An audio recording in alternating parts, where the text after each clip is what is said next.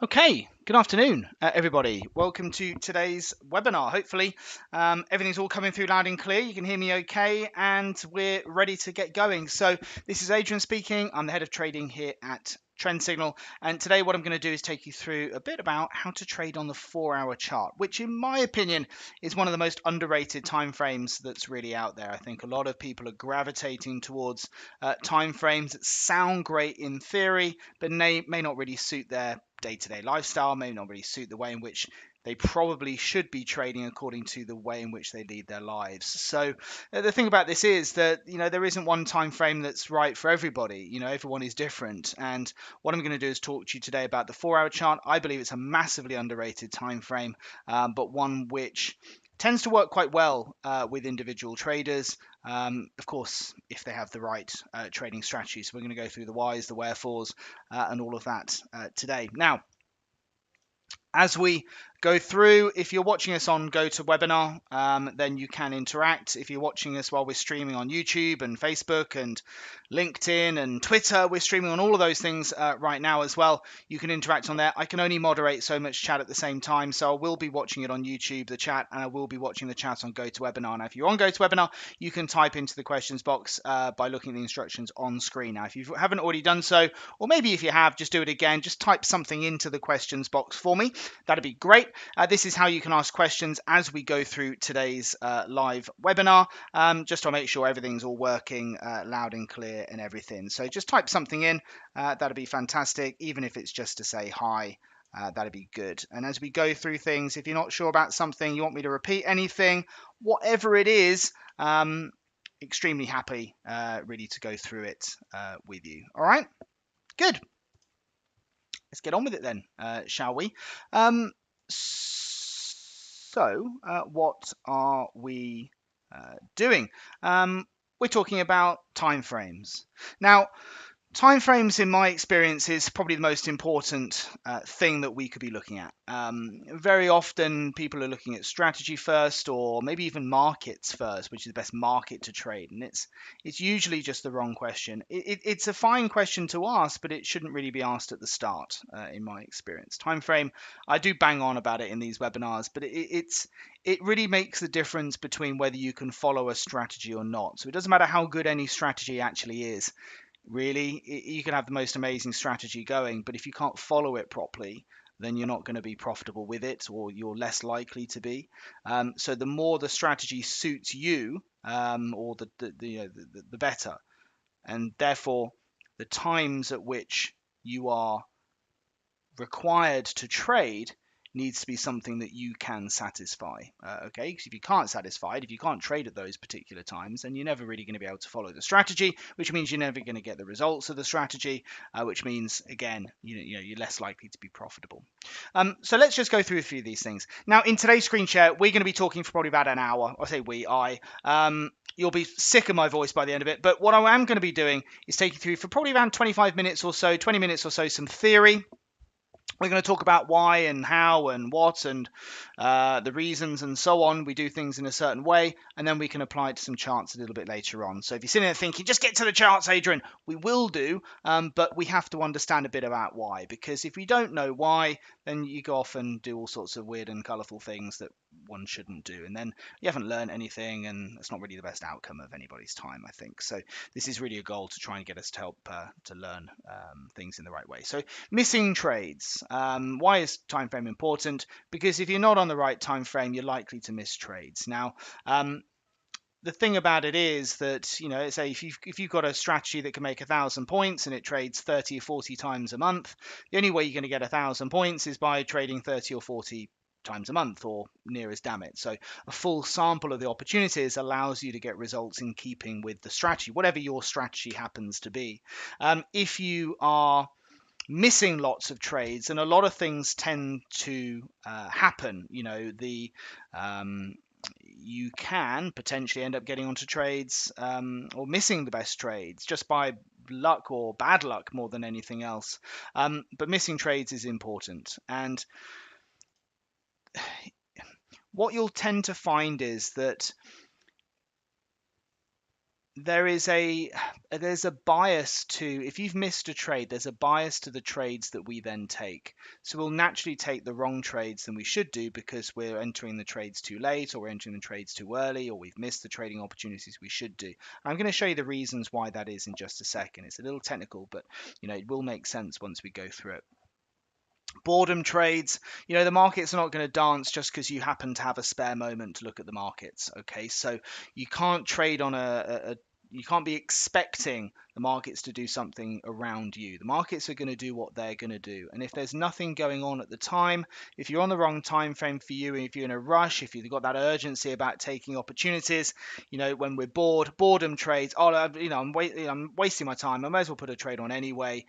This invariably means you're putting trades on for the wrong reasons rather than actually the reasons of your strategy. So typically you're more likely to make boredom trades, you're more likely to miss trades, and you're more likely to enter trades late or early. So if your confirmation time is at a particular point of the day and you're saying, well, I can't be there at that point because I'm never there at that point because I'm on shift or whatever, then the likelihood is you're going to try and get into trades early instead, or you're going to put those trades on late. But like I said, we're predisposed to mess that up for the reasons I'm just about to go through. The problem with entering a trading opportunity early or too early, it creates too much of a disparity between the strategy on the model of the strategy and what you're actually getting. Because if you're entering trades, half a day early or a day early or whatever, you're making assumptions that something is still going to happen, but it might not. So it could end up being that you're taking trades based on something that isn't going to happen in the first place, which means you're entering the wrong trades. You also get significant tracking error between the strategy you're following as well. So you've got to be a little bit careful with that. Entering trades late is probably the bigger issue in many ways. And what I mean by late is, if you're trading on a daily chart, for example, end of the trading day is 5 p.m. Eastern, that's 10 p.m. UK time. So entering a trade like the following day is okay, but you have to recognize that you are entering a little bit late. So you've got to go into it with that mindset. The problem is that there are typically four kind of outcomes or pathways for a particular trade. And I'm going to go through those with you now. That if you've got an entry point like here, okay, let's just mark an E in there. There's typically four ways that trade is going to go, okay? So let's just put in a take profit level here, okay? And we'll put in a stop loss here. Okay, so the four typical ways in which that trade is going to go is it's going to go straight up to target. It's going to absolutely roof it, and that's trade type A. Really nice, juicy trade. Lovely, thank you very much. Another trade type that might happen is that the trade might go up a little bit and then it might come down and fail and go and hit stop loss. Let's call that trade type B. That's a bit disappointing. It started to go the right way, but then it's just failed.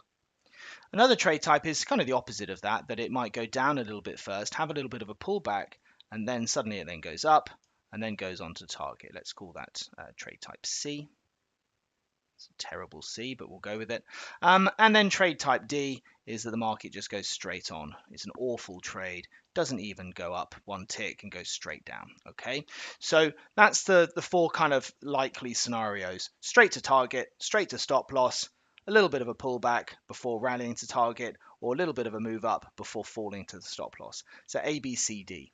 Okay, now let's assume that there's about a 25% likelihood of each of these scenarios taking place. Okay. Now this sounds fine and all, and what the likely scenario is that what have we got here? A 50% success rate based on a set and forget type strategy here. The problem really is this, that if we're entering trades late, let me ask you a question. Let's say this is priced at 100. And let's say the target is 120, and let's say the stop loss is 80. If the price is, let's say you look at the trade and you look the following day, if the market was priced at say 110 and you didn't get into the trade last night, right? But you're looking at it now, oh, it's 110. Oh God, I'm having to pay a bit more. Do you think you're likely to take that opportunity at a higher price or at a lower price? In other words, do you think you're more disposed to enter the trade at a lower price, i.e. a better value, than you are to buy a trade that's already going the right way? really not articulated that very well. So let's say the trade is confirmed at 100 pence, okay? You look at it the following day and it's 90 pence. Do you think you're still likely to trade it? Probably. If it's 110 pence, are you still likely to trade it? Probably not. The reason is because we all like a bargain, right? If the trade has already gone up a bit, you're probably sitting there thinking, God, I'm probably don't want to be in that trade now because the market's already started to go in my favor. Whereas if you see the market down at 90p, you're thinking, oh, that's better value. I could have bought it yesterday at 100, but now it's 90. That's even better. So actually, I've got a better reward to risk. And but the problem is, it's not really the same trade anymore. The problem ultimately is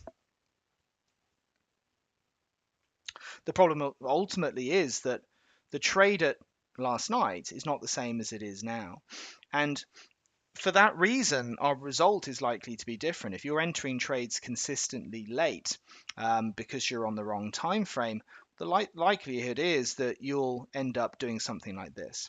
So it could be that you buy at 90p. Okay, let's say that's there.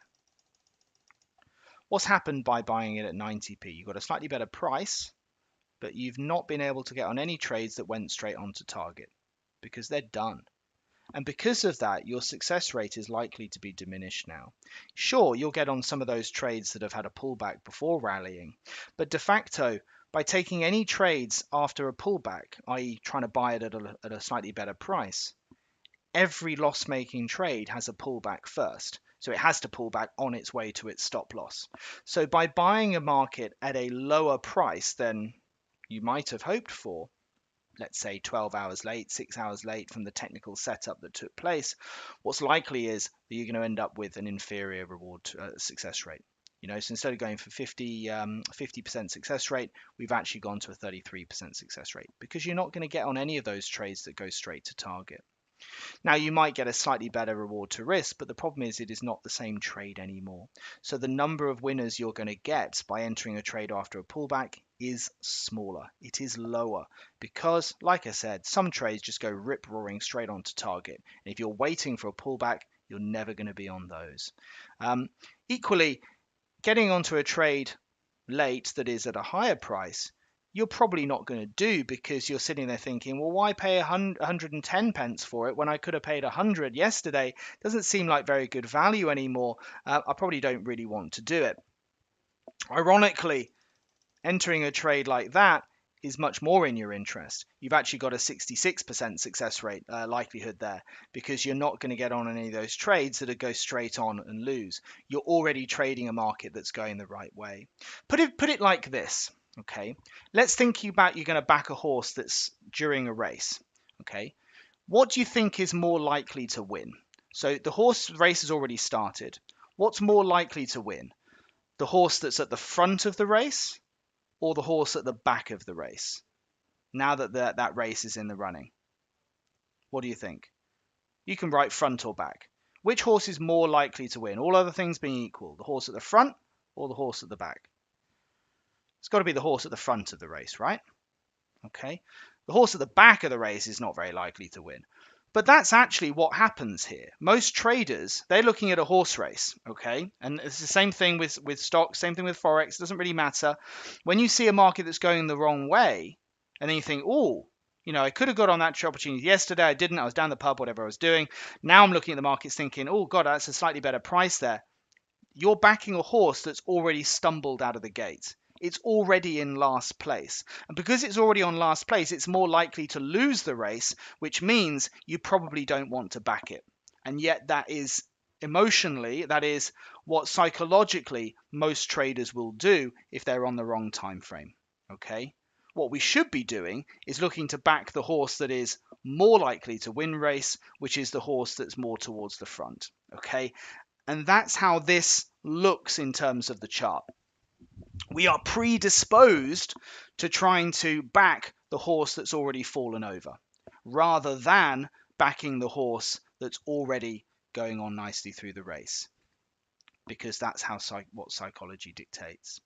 The more you are on the wrong time frame for you, the more you're going to back the loss-making horse, because you're going to be on trades late. You're therefore going to be looking to try and buy at a market, at lower prices, and you're less likely to back those winning horses because you have to pay more for them. Does this make sense? I feel like I'm probably not articulating it as well as I might do normally, but hopefully it does. It's really down to bias. We would typically want to buy something cheaper than we could have got it otherwise. That's really what it comes down to. Okay. What this ultimately means is that if we're not on the time frame that suits us, we're more likely to undermine our strategy. Now, that doesn't matter what strategy is we're trading, whether it's a trend signal strategy or anything else. I don't really care. It's the same principles at play in place here. All right. So what we have to then do is consider a time frame that suits us. The other thing is about time frame is, if you're on a short time frame, like a 2-minute chart, 1-minute chart, 5-minute chart, you have to be able to monitor it. The less you are able to monitor the charts, the higher the time frame you need to trade off. So, if you can't be at the charts very long, a 4-hour chart, daily chart is very suitable. And you're more likely to be successful. If you can only trade for half an hour a day because you're busy and you've got, other things in your life or whatever, which I'm sure we all do, then trading on a 2-minute chart for 2 hours a day or 3, 4, 5 hours a day may not be that practical. Now, for some people, it very much is, and it's fine. I'm not saying no, it shouldn't be done or couldn't be done, because it absolutely can and is. The point is, in terms of the majority of people, the majority do not have the time or the inclination to monitor the charts for 4 or 5 hours a day. And therefore, for the majority of people, it is not the right solution. Okay, you need to consider when you can look at the markets. And I've got a little table here. You can take a photo of this if you want to, whatever. The main time frames of choice that I see are the daily chart, 4-hour chart, and something quite short like a 2-minute chart. And the reason for that is that these are the time frames, in my experience, maximize our opportunity as individuals to be profitable. Why? Because they'll suit most people. A daily chart, you need 30 minutes maybe once a day. Okay, you could look a bit more frequently if you want to, but that's kind of like your minimum requirement to function, as it were. Once a day, usually in the evening if you're trading FX, that sort of thing. 4-hour charts, it's 20-30 minutes a day, several times a day. So you have a new entry opportunity, every 4 hours. Okay, you can have the nights off for a bit of kip, and so on. But really, you're looking 2 or 3, 4 times a day, maybe, or when you have the opportunity to do it, when you have the time to do it. But it's slightly more regular. The point is, if you're computer based, if you're retired, if you are self-employed, you have more time and opportunity to look a little bit more frequently without it taking over your life. That tends to be something that's very suitable for individuals. It's the ability to do it alongside our life rather than taking over our life, because the more it takes over, the more frustrated we become, because often it doesn't suit, which means we can't follow it properly. The 2-minute chart I find is a really good time frame, simply because it might feel quite fast and quite intense, but actually, if you've got the right strategy, it's fine. But the point is, you can get plenty of trading opportunities over a 2-hour period. So if you can allocate 2 hours of time, a block of 2 hours of time, then actually it can work really well for you. It's when you're having to trade for bigger periods that it's a problem. So something like a 15-minute chart is kind of historically been quite a showbiz time frame. It's the one that a lot of people gravitate towards. But the problem with it is you only get a new candlestick every 15 minutes, and there's not a great deal you can do between candlesticks, which means you have to sit there staring at the chart. It's quite boring. There's not a lot of action that happens within an hour. Whereas on a 2-minute chart, you've got 30 candlesticks within an hour. 15-minute chart, you've got 4, which means on a 2-minute chart, you've got 30 possible trigger points or entry points, whereas you've only got 4 on a 15-minute chart. The problem with it is that in order to get a reasonable volume of trading opportunities on a 15-minute chart, you need to be looking at a reasonable volume of candlesticks. And the only way you can do that is really by being at your chart all day. And it's a lot of work and effort that most people don't want to do. 60-minute chart is sort of similar in a way. What can you do in an hour? If you want to look at 9 o'clock and then you go off and quickly go and mow half a lawn, and then you come back and then you've got to quickly look and see what's going on, and then you go off and do something else, but have some lunch, and you quickly come back to your charts, because again, you're going to be missing opportunities. An hour later you go off and do something else, and then you've got to come, oh god, I've got to go back to the house, darling, I've got to go back and check my forex charts, whatever. What ends up happening is that you're it ends up really interfering with your day-to-day lifestyle. Aside from the fact that I think from an indicators and candlestick pattern perspective, I think the 1 hour chart is heavily distorted by overnight price action anyway, rendering it almost sort of nonsensical. But in any case, I think these two time frames make it very, very difficult to do. So when we talk about the best time frame for people, if you're mega busy or you don't really want to spend that much time doing it, daily chart. If you want to spend a little bit more time doing it, but you're still fairly busy, 4 hour chart. And, if you're like busy like anybody else, but you could allocate 2 or 3 hours a day to it, then something like a 2 hour chart really suits. Okay. And of course, the higher the time frame you trade, the higher up this list you go, the bigger the stop losses are going to be, the bigger the targets are going to be. And the bigger the targets are means the more markets you can trade because you're less sensitive to dealing costs. What this means is you can trade wider spread FX markets, a few more indices, a few commodities, you can trade stocks, you can trade some of those markets that are a little bit more expensive to trade without it interfering too much with your objectives. So what you don't want to be doing is trading a market which has with a 20-point target, which has got a 20-point spread on it. I mean, that's a complete waste of time. You're just paying far too much away in costs. But if you're trading on a daily chart and you're going for a 50, 100-point target or something, trading at a 5, 10-point spread, that's okay. That's acceptable. It's within the boundaries, if you like. What this means is the shorter the time frame you go, the more sensitive you really need to be to the instrument you're trading and the speed in which it moves and the dealing costs associated with that. So it just means that actually your range of markets, the shorter the time frame you trade, should become lower. Okay, because you're not going to day trade New Zealand dollar against the Swiss franc. The spread's too wide, but it is acceptable for a 4 hour chart and it is acceptable for a daily chart because the objectives you're going for are bigger. Okay, all right. Again, everybody, is this making sense so far? Are you going to, we want to talk about the 4 hour charts in a second, but I need to sort of set the scene here about, how we make a decision. Give us a yes or no. Is this making a bit of sense about timeframes? Yeah. Are you starting to think a little bit about something that might suit you a little bit better? For me, I find that a lot of us, we go into something with a view about how we should trade, but actually, once you realize the realities of it, maybe it should be a little bit different. Okay. All right, good. That's helpful. What now? Well, let's think about markets, or sorry, benefits of the 4 hour chart. That's what we want to be talking about today. Suits most lifestyles. Fact.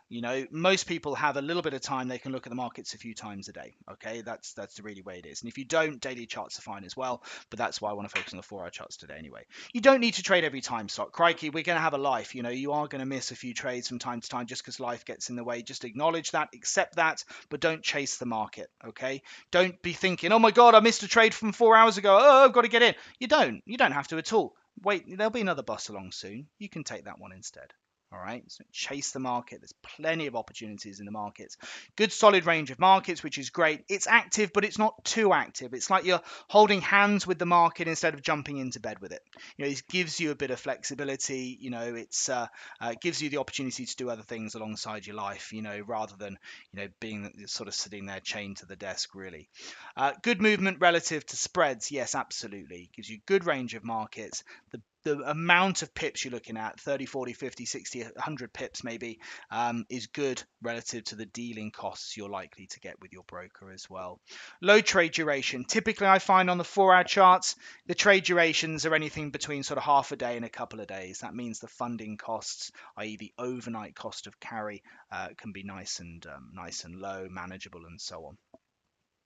Now, in terms of the times to trade, look, a 4 hour chart, let's say the markets start trading on our charts, it starts at 10 p.m. on a Sunday night. So 4 hour charts, there's a new opportunity effectively, potentially every 4 hours, a new candlestick every 4 hours. That means that, the week,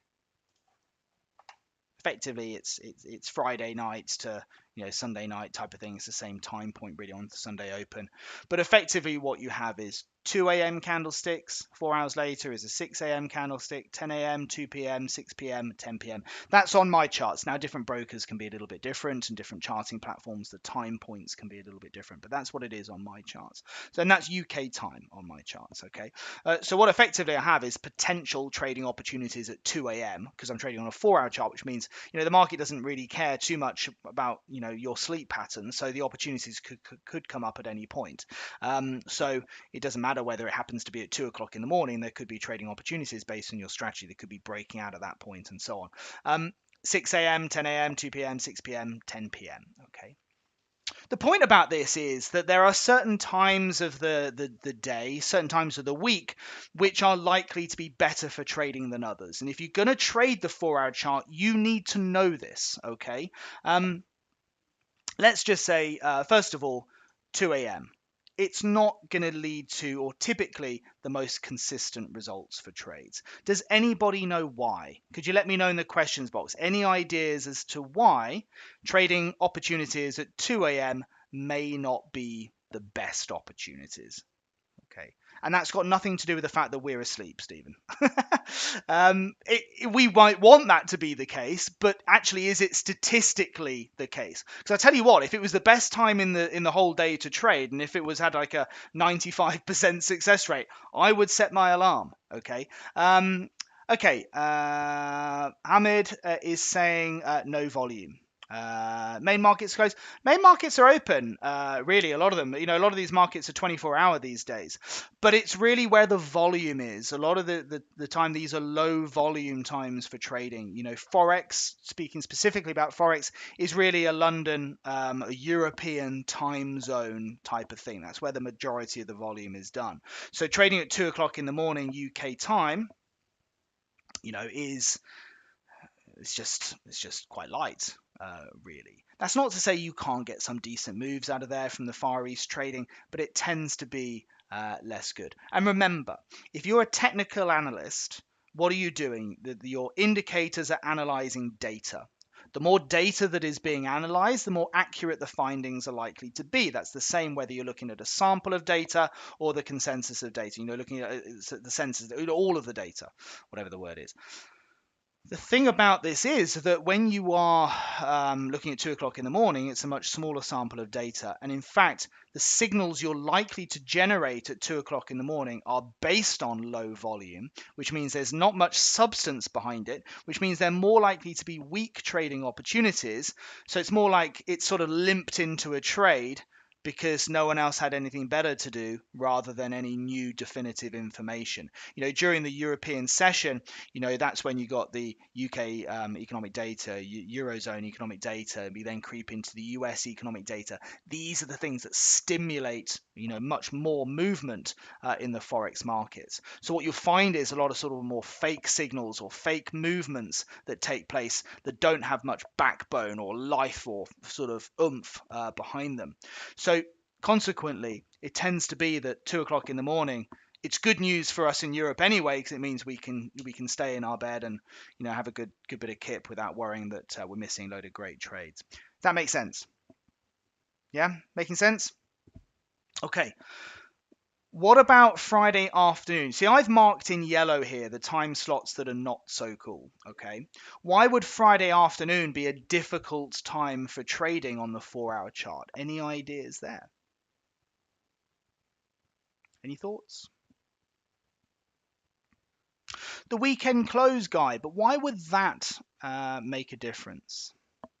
Now, it would make a difference because what happens as you move into the weekend? Now, there are not many markets other than cryptos, so there's none really that are open over the weekend. So what happens as you get into the weekend is you have over the weekend exposure. You have the risk of gapping. Okay. So what that does is it means that as institutions and hedge funds, pension funds, these are the real market participants. We don't really have the pockets to move this market. Well, I certainly don't, unfortunately. But the pension funds, the hedge funds, they're moving into the weekend thinking, okay, what's my exposure? Okay, am I better off closing and reducing risk and so on as I move into the weekend? So what you can absolutely get is quite a bit of closing out coming into the weekend. Now, how does that manifest it? Well, it's not really real trading in a way. So what you could often get is, this sort of artificial movement of the market on a Friday afternoon where institutions are closing trades with perhaps a view to reopening them after the weekend, so from Monday morning. So you get this sort of artificial sort of potential trading opportunity on a Friday, which is really based on probably nothing more than profit taking rather than new, fresh sort of impetus or movement, perhaps with the exception of the first Friday of the month where there's non-farm payroll, right? But typically what happens is if the market's been grinding up all week, what are you going to do as you get to the weekend? You're going to reduce your exposure and take profit. Very often you will see profit taking into a Friday's close. So profits are taken, risk is managed, and then as you come into the weekend without any sort of new information to say otherwise, the most likely scenario is, unless something else is said, the market will carry on in the direction it was. So what you can end up with is Friday afternoon, again, a lot more sort of false signals because it's really not based on anything other than profit taking into the weekend. So as soon as the weekend is out of its way, the market is probably more likely to move up into the original direction. Okay, so what this means is if you're looking at opportunities based on turning points or breakouts or whatever on a Friday afternoon or evening, they may not have a huge amount of substance behind them. Now, daily chart trades on Friday are pretty good actually, but the 4-hour chart, because it's that little bit more nimble, it tends to produce some false signals. It's a little bit like, oh, the Dow's been going up all week, but then on the Friday it starts to pull back. And you think, oh, okay, does that mean I should go short now? No, probably not, because actually it's not like a new abundance or fresh abundance of short selling that's moving the Dow down. What it is just a bit of profit taking to reduce exposure, and then they'll perhaps look to increase exposure come Monday morning. And then Monday morning here, it's just a little bit early, a little bit of a hangover from Friday night from the weekend. What I prefer to do is wait for the market to just wake up a little bit, have a nice lie in on Monday morning. Let's let the market kick in. So from 10 o'clock in the morning Monday, that's when we tend to get some really nice trades coming through. So historically, we've seen this in results from our strategies as well. And the good thing is it makes significant reason. There's reason behind it. It makes sense that Friday afternoon, first thing Monday morning, 2 a.m., these tend to be more indifferent, less consistent trading opportunities. The best opportunities are waiting for the weekend to be washed away and not worrying about that kind of influence. So that makes sense as well. Gives a yes or no. Let us know. Are we all making sense so far? Peter, cost of being in a trade at the weekend. It's an interesting one. The problem is actually a lot of brokers actually cost the 3-day cost to carry over the weekend because they trade them T+3 or whatever they are. So you actually end up with the financing cost on a Wednesday. So that's not really the reason there. As you say, Gary, try to avoid positions open at the weekend in case a disaster strikes. Now, in reality, the weekend doesn't have that big an impact, I don't think, but it's that psychological thing that a lot of institutions who are trading much bigger size, they just want to just manage that risk as much as they can, really. Okay. So that should give us a bit of an idea. For me personally, when I'm looking at these markets, what I'm mostly interested in is trading foreign exchange. I will look at a few indices and commodities a little bit. So I look at crosses of these currencies. Okay, so I'm not going to look at the Mexican peso or the South African rand or anything like that because the spreads are too wide. But I'll look at a cross of these currencies here. What I will also do, typically be in a trade for a few days, I'll be looking relatively tight stops and relatively tight targets. I'm not massively into taking longer term positions. I tend to go for the typical typical size of a candlestick. So, like its average true range type of distance for an objective. We'll talk about that in a second when we look at some charts. Momentum strategy, I like to follow longer term trends. We'll talk about how we identify trades in just a second as well. What I would say is that when you're trading on the 4-hour chart, the shorter the time frame, the more of an impact economic data has. So you need to be aware of when things like non-farm payroll is coming out. You need to be aware of things like interest rate data is coming out. Those are the most important data points normally. Now, there are times where things like inflation data is quite important, like right now, but normally speaking, interest rates and non-farm payroll are the most important data announcements in any week. Okay, so be aware of those. All right, but let's go into it. Let's have a quick look at the charts and what we're looking for. For me, I like to keep things relatively simple and where I have an edge. What I'm interested in identifying an edge is where I have a longer term trend. So what I tend to look for is turning points. So I'm looking for changes in direction. And then my edge is to be able to identify clearly what the longer term trend of the market is. Because if this market is following a longer term uptrend, then I have a bias to the upside. And if I have a bias to the upside, it means that I'm more likely to make profits on buy trades than I am on short trades. Why is that? Because whenever you look at a market in an uptrend, the moves up are bigger than the moves down. As a consequence, I can take trades against that trend, but I need to accept the fact and acknowledge the fact that those movements are likely to be quite small. Okay, so I need to take profits quite quickly and early if I want to trade against the longer term trend. If I am able to identify with confidence the longer term trend of the market, then it means that I'm able to get on the safer, which sounds horribly boring, but the safer trades. But the interesting point is the trades that are more likely to go further. By identifying trades with the longer term trend, you actually get a bit of a win double, because not only are they higher probability trades, i.e. a trade with the trend is more likely to be a winner, so you get a higher success rate on them, but you also get a bigger payout because they're more likely to go further. Now, ordinarily, when we're backing sports or anything like that, if you want to back the favorite, let's say Manchester City or Liverpool or anything like that, if you like football, you end up having your trade-off is bad odds, right? So you end up with negative odds or whatever. But when you are trading with the longer term trend, you're already backing the favorite, but because the market is more likely to go further than a market against the trend, you can get a better payout because you can go with bigger targets too. So actually, the benefit of being able to identify longer term trends is a significant edge for an individual trader. The question is, how on earth do we actually do it? I'm going to go through a little bit of that now. But just to give you an idea, if I'm trading the 4-hour chart, what I ultimately need to see is the direction of the 4-hour chart. I need to see the direction of the daily chart. Now, why do I need to see the direction of the daily chart? This is a bit like taking a step back and having a look at the bigger picture. Sure, we can zoom right into the 4-hour chart and see what's happening there. But if we can take a step back and scan on a bigger position, oh, yeah, do you know what? It looks like, Man City are winning this game, but are they winning well? Are they winning lots of games over the season? Are they winning lots of games over the last 5 seasons? That's the way in which we should have a look at it. Because if you're looking at a market that is moving up on the 4-hour chart, it's also in form on the daily direction, also in an uptrend on the weekly direction, i.e. the bigger picture. Form is temporary, class is permanent. You're looking at the class of it. Then what that does is it helps you to establish how strong and how reliable that uptrend actually is. And you'll find that if you have the ability to identify these, then what you have is the ability to trade with an edge. The other thing that we look at is candlestick patterns and chart patterns. So you'll see on my charts the reference for CP. That means that you're seeing something like this, where you're seeing a high, you're seeing a low, you're seeing higher highs, you're seeing higher lows, you're seeing a higher high.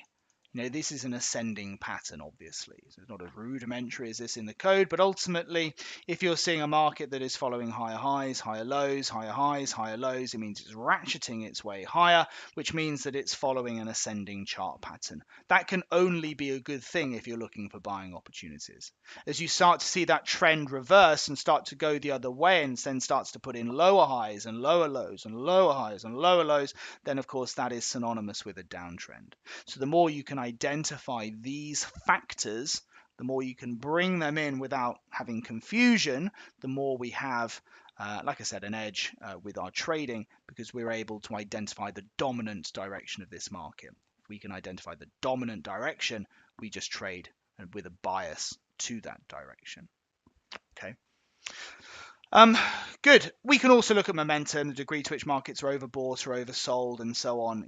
Is also very helpful. But those are the things we're going to look at. Let's have a quick look at some charts now. Let's get rid of all these scribblings, and let's have a look. What I've got here is a chart for the euro sterling. Let's just zoom in a little bit so we can see it a bit of detail. Effectively. What I have on my charts, this is euro sterling, this is a 4-hour chart. We don't want a yellow pen, that's a terrible color for it. So this is a 4-hour chart for euro against the pound. Now, each of these candlesticks represents 4 hours of time. This is where we are live prices now. So we had a buying opportunity back here. So it was at 10 p.m. last night. There was a buying opportunity. Now, what makes this a buy is that, visually is an arrow. Now we're actually looking at releasing an upgrade to our 4-hour strategy over the next month or so, which will create more additional trading opportunities for us. But what we're looking at here is the arrows, and we're looking for these annotations that are on the chart. So the S4 strategy is when we see the arrows on the chart, but the other things that we see on the chart are as follows. Number one, whenever this line changes color, what we're looking for is this market in an uptrend or downtrend? Okay, so when you look at this market going up, it makes real sense to look to, if the market's about to turn higher, is this market turning higher in an uptrend, or is this market turning higher in a downtrend? If the market is turning higher in an uptrend, then we should be keener to take that opportunity. So what do we do to look at that? Well, the first thing that we can do is we can establish whether the market is showing the right type of chart pattern. Okay, is it showing high highs, high lows type of thing? Chart pattern, candlestick pattern. If this is supported by an ascending chart pattern, which is all calculated by our algorithm, then you'll see the CP written on the chart. Okay, pretty straightforward. So this system is doing it for us. And again, equally, you see the turn down from green to red. That's telling us that this is supported by a descending chart pattern. Okay, so when you have that, it's starting to layer up our confidence in a trading opportunity. What we can also start to see is the direction of the longer term trends. So the daily chart, the weekly chart, and so on. Now, effectively, if this market is going up on the daily chart or the weekly chart, it again gives us greater clarity over the opportunity, because if the market is likely to be going up, it's a bit like saying, the real direction of this market is higher because the market is moving up on the weekly trend direction. We've taken that step back, and we can see that actually on balance, euro sterling is going up at the moment, and we have an opportunity to get on that next wave. It's a bit like saying, oh, Man City have had a couple of losses. Now they've won a game again, or do you know what? That could then really set them. They've had that momentum shift. That could set it alight that they're going to start to go on a run of winning games again. Okay, I'm not a Man City fan, by the way, but just making the point. So it's effectively saying that the market is looking to resume its uptrend. So it's had a pullback, and that's starting to move back, but the overall direction of the market is up, and we're having another look to go back up again. That's telling us here with the WT weekly trend, ascending chart pattern, that this market is likely to carry on and go up from here. Okay. The other thing that we can look at is this colored line here as well. It's blue or it's orange. Blue suggests the time frame itself. The 4-hour price direction is up. So with the blue, it's down for orange. Effectively, what we're doing is we're layering up information. And the way it basically works is this. The more factors we have telling us something, the more likely it is that we've got a good trading opportunity. So what are the possible factors that we can see on a chart? Well, we can see the S4 arrow. Okay, that's one. That's a particular condition that it's quite technical that the algorithm looks for us. It brings up the arrow there. That's one condition. We could look at the daily trend. We could look at the weekly trend. We could look at this blue line here. We call that the intermediate trend. We can look at the chart pattern. And we can also look at the momentum of the market. So when this line last changed color, was it from an oversold situation? So let's put M for momentum here. So what we have is that this market was oversold when it turned from red to green. It's below 25, which means there's an abundance of potential buyers that can drive this market higher. Good. We've got a CP, which means we've got an ascending chart pattern. We've got a blue line here, which means the intermediate trend is positive. We've got a WT there, which means that the weekly trend is positive. We don't have a DT, because it means the daily trend is down, but that's okay, don't mind that. And we've got an S4 arrow. That means out of those 6 factors that this algorithm is looking for, we've got 5 out of the 6 factors telling us this market is looking to go higher from here. That's good enough for me. That's like a combination of factors telling us, look, the market's oversold in an uptrend. Yeah, I like it. And you can see it's a really nice buy trade from there. Okay, so what the software will do is help us to make those decisions based on the longer term trends. Now, the patterns associated, which combinations of these work best, that's something that we can teach you and go through with you and so on, and something again that these arrows help to acknowledge as well. The point is really that if you're going to trade on the 4-hour chart, if you've got the time to look 2 or 3 times a day, you want something that can help you to identify and give you that edge. And that's what this does. Now, you can see a pullback here. It doesn't follow quite the right pattern because it doesn't have one of those arrows on there. What we can see is a downtrend on the intermediate trend. We can see that we've got a downtrend on the chart pattern, ICP. We've got a downtrend on the daily trend. So we've got 3 factors there out of the 6. 3 out of 6, a bit more marginal. You know, it's not quite as nice. It wasn't overbought when the market changed direction. It was a bit more mid-range. So actually what you saw there was a smaller move as a consequence. It wasn't as definitive as one might have liked for a higher probability trade. It's still a decent move in actual fact, but you know, not as much as this one, which is a higher probability setup. Okay, the more we can tilt probability in our favor, the more consistent our results are likely to be. And that really comes down to acknowledging what we need to be looking at. And it's all there on the chart. Okay. Right. Quick yes or no, everybody. Are you still with me? Is this making sense? Let us know, please, on the questions box. That would be great. Just a quick yes or a no, or whatever you're watching this on. That would be fantastic. Now, I know I'm going through an awful lot, and I'm probably going quite quickly for some of you who never looked at our the trend signals methodologies before, but that's really what it's all about. Okay. Guy, could you explain overbought again? Okay, it's like this. From a chart perspective, we're just looking at this line down at the bottom here, and I've just written over the key markers, really bear with me. This chart at the bottom, Guy, effectively tells us how overbought or oversold the market is. And this looks at sort of buying and selling pressure. So typically anything where you see the market's over 75, this reading is above 75 here, telling us the market's overbought. So what that basically means is when a market is overbought, what are you left with? You're left with a bias of sellers. So effectively, anyone who's arguably, put it this way, anyone who's long will already be long. And therefore, if everyone is already long, you haven't got anyone left to buy. And therefore, you're left with a whole room full of sellers. Okay. So it's a bit like saying there's 100 people in a room.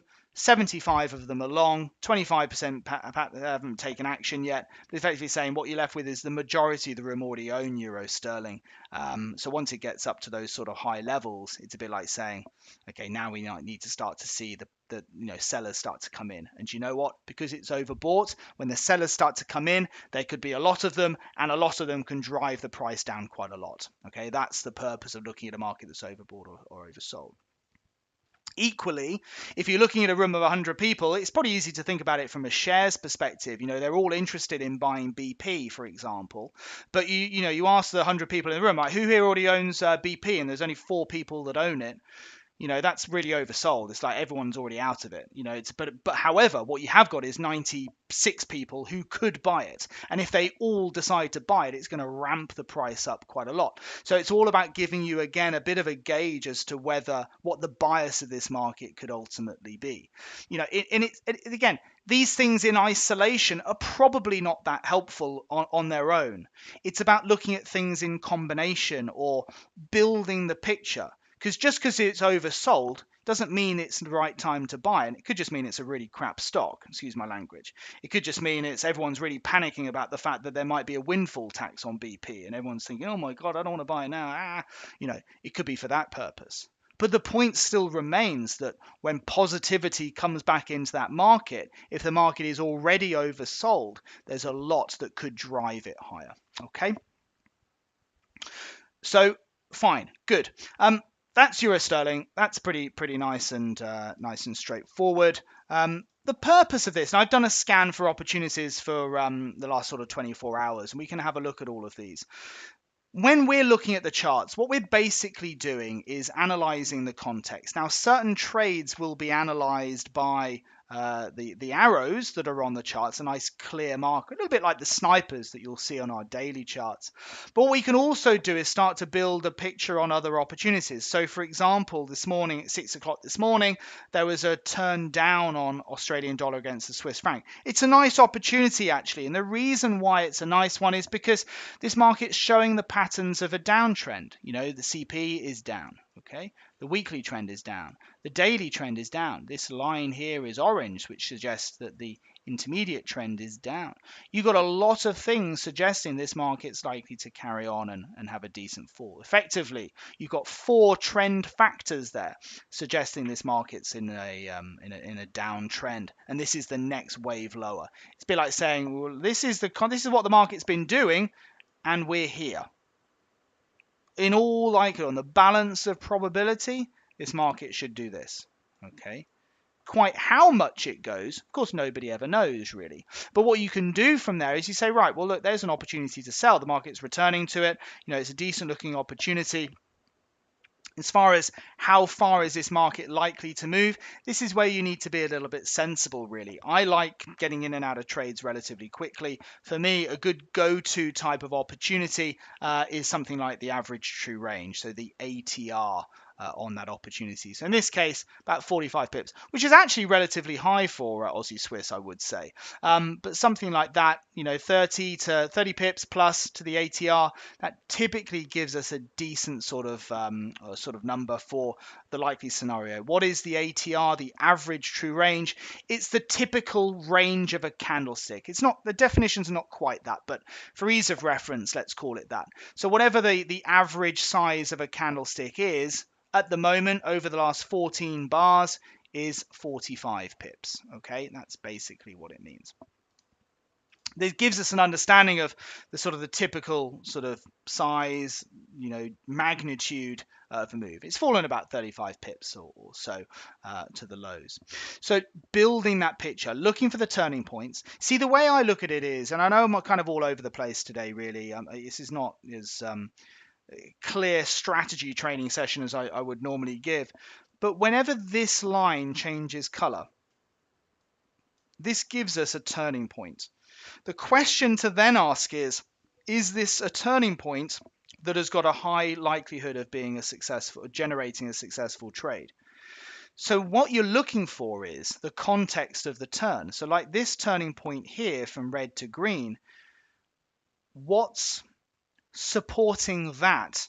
Why would that then go higher from there? So what's making that something I could say, well, do you know what? I feel like risking some capital on that one. I like it. I like it because of what reason? Well, there's actually very few reasons other than the market was oversold. There's no ascending chart pattern because we don't have the CP on there. It's not supported by an uptrend on the weekly. It's not supported by an uptrend on the daily. The intermediate trend here is orange, which means it's down. There's very little supporting this move higher because effectively what this chart is telling me right here, position A, what this is telling me is it's one of these. It's a move up. This is A here. That's what this is. Likely to be a small move higher, maybe only taking a couple of days before the market is likely to do this. Okay? That's what I would prefer to be in because the market is showing that bias to the downside. That's this here. So this bit here, B, there, is there. That's B. If you think about how you want to risk your money, because that's what we're doing here, we're risking our own capital on these trades. I would be risking it and happier to risk it if I know that I have a concept of the bias of this market. The bias of this market is down. That's what this chart clearly tells me. And therefore, to take a buy trade when the bias is down is aggressive, shall we say. That's not to say you can't make money from it, but you have to go into that trade acknowledging the fact that it is aggressive and any rallies are likely to be quite small unless you have another reason for getting in the trade. For example, there might be a really big support level that we bounced off here, something like that, which we'll also look at. But, again, I want to keep it a bit more straightforward today. Okay, so that's Aussie Swiss, really nice, clear opportunity. We can look at all sorts of other trades as well. So, for example, down this list, we've got euro against the Australian dollar. And you can see there, nice buy, sniper there. Nice sell trade there as well, in line with a few of those things. Again, it's the combinations that we can help teach you to identify those trades. But, really nice moves. The ATR on this one, 64 pips. So that's taking us up really nicely to, well, pretty much just underneath where the market's been. So again, 64 pips from an entry at 150.78. That's going to take us up to, well, that's going to be about 150.40, something like that. So, nice enough opportunity.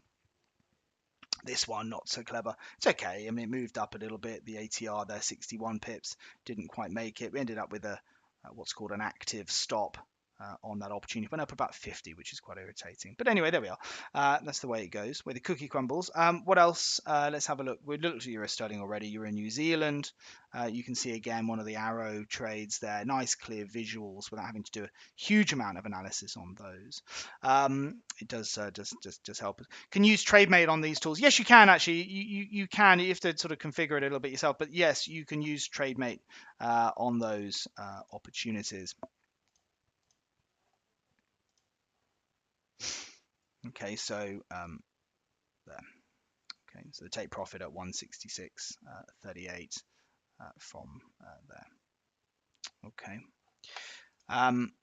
There'll be some changes afoot actually on that, but it might take a month or two for it to come through, Ian. But there are some things we're working on the 4-hour charts actually, with some additional sniper opportunities and some TradeMate configuration as well actually. So keep an eye out for that, but it might be a couple of months before we can actually put that live because quite a lot of testing has to go into it first. Okay, so what else? That was Euro New Zealand. Pound CAD. This is one that's setting up at the moment. You can see that, nice overbought market in line with the weekly trends. It's got a sort of sell sniper with the dominant trend of the market. Looks okay. We'll have a look at that later. But again, the purpose of these tools is to help us to be able to spot these trades. You can see pound Swiss. No arrow on this one. A little bit oversold, to be honest, to be taking a short, really big entry bar. But pound yen here again, nice, clear turning points. It's just a question of understanding and analyzing context that we do. Have these arrows replaced the snipers on the D1 accelerator strategy? No, this is just on the 4-hour chart, Juwon. So this is the sniper discs are on the daily charts at the moment, and the arrows that you see here, the yellow one suggesting it's still plotting, so it's still hasn't confirmed as an opportunity yet, by the way. So that is on the 4-hour charts, the arrows there, Juwon. Okay, but effectively they're doing a similar thing. It's a marker to identify a clearer trading opportunity. New Zealand Swiss. Again, this is a bit similar to Aussie Swiss. So this market turned down there. Again, you can start to see the picture. When you see a market turning down like that, that's in line with a downtrend on the chart and candlestick patterns. The weekly trend is down, the daily trend is down, the intermediate trend is down. There's a lot of things suggesting this market is going to rotate to lower prices, and a really nice move. It's bounced a little bit from there, but the typical sort of movement on a move like that, 28 pips from an entry, what 62.14. Yeah, it's gone about, what's it done? 14. Yeah, it's gone actually bang on. To be honest, about a couple of ticks through there, so it's a nice trade. So it's just about having the ability, and this is where coaching comes in, training workshops and so on, to be able to identify some of those trades. But that's kind of it, really. I'm not, I haven't really got too much else really to go through, really. So, um, hopefully that's been useful. In fact, let me know, guys. Has that been a useful session? Have we learned something today? These are my strategies that we're talking about here, and you do have the ability to use these and learn these through our programs at Trend Signal. But that's kind of up to you, really. So some of you I know are already members at Trend Signal. You're ready, and I know some of you are not. If that's something you're interested in doing, if you perhaps like to be, with Trend Signal, then if you want to go to webinar, just pop your details into the questions box, and I can arrange someone to give you a call. And we can go through the different programs that we have here and how we can help you to get started if you want to. We can talk about pricing and payment plans and all that good sort of stuff there.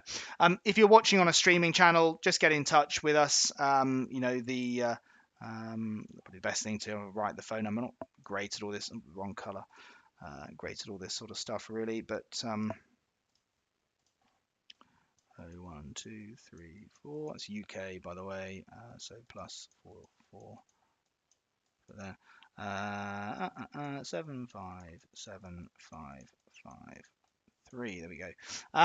So if you want to get in touch, if you're not currently a member, that'd be great. But if if you want to go to webinar, you can pop your details into the questions box, and I can arrange someone to give you a call. But otherwise, like I said, hopefully that's been a useful intro into how to trade the 4-hour chart. We've talked about why the time frame is useful, the best times of the week to trade it. We've talked about markets and the types of coverage that you should look at. FX is good. Major indices, major commodities can be good as well. Just be aware of your staking on those, because the volatility associated with indices and commodities, they move much faster than currencies. So you have to reduce your stake per point really on those, because otherwise your trade size is going to be way bigger. So make sure you trade smaller size. But otherwise, for us, really, it's just about trends. The way in which we then approach it doesn't really matter too much, whether it's the daily chart or the 4-hour chart. There are some differences, but ultimately the trend signal way is it's a trend signal, right? So we're looking for trends, and we're looking for opportunities that follow those trends, that based on, complex analysis that we've done here. So once we've got the fundamentals right, you've got the best time frame for you. You then know which are the best markets to trade. The best times of the week to trade. It's then down to strategy, which is something that Trend Signal is extremely good at. And hopefully, like I said, today's been pretty useful. Couple of questions going through. Can you tell me what the moving averages set? Yeah, they're not moving averages, Gary. They're their own sort of proprietary indicators. So I can't, because they're not moving averages. Sorry about that.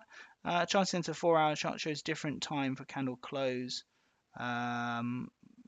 Crypto and Forex are both right. Elizabeth, Charting Center is the charting platform we use. They are right, because that's what they are. In fact, in many ways, I would argue that MT4 is wrong. A lot of people are used to looking at charts on MT4. What you'll often find is a lot of broker platforms, if they start at say 2200 on a Sunday night, often what happens is on MT4 the platform is then re-zeroed at midnight. So often what you find is that the first candlestick in the week is only 2 hours. And then you then go to sort of 0400 from there. What that often means is, like I said, you've end up with this sort of extra candlestick that can take place on many brokers' platforms. The charting platforms we use, Trend Signal, it starts at 2200, but then the next candlestick closes 4 hours later, which is 0200, which is absolutely bang on. It means each candlestick is exactly 4 hours, which is how it should be, rather than rogue candlesticks that happen because certain platforms are too what's the word?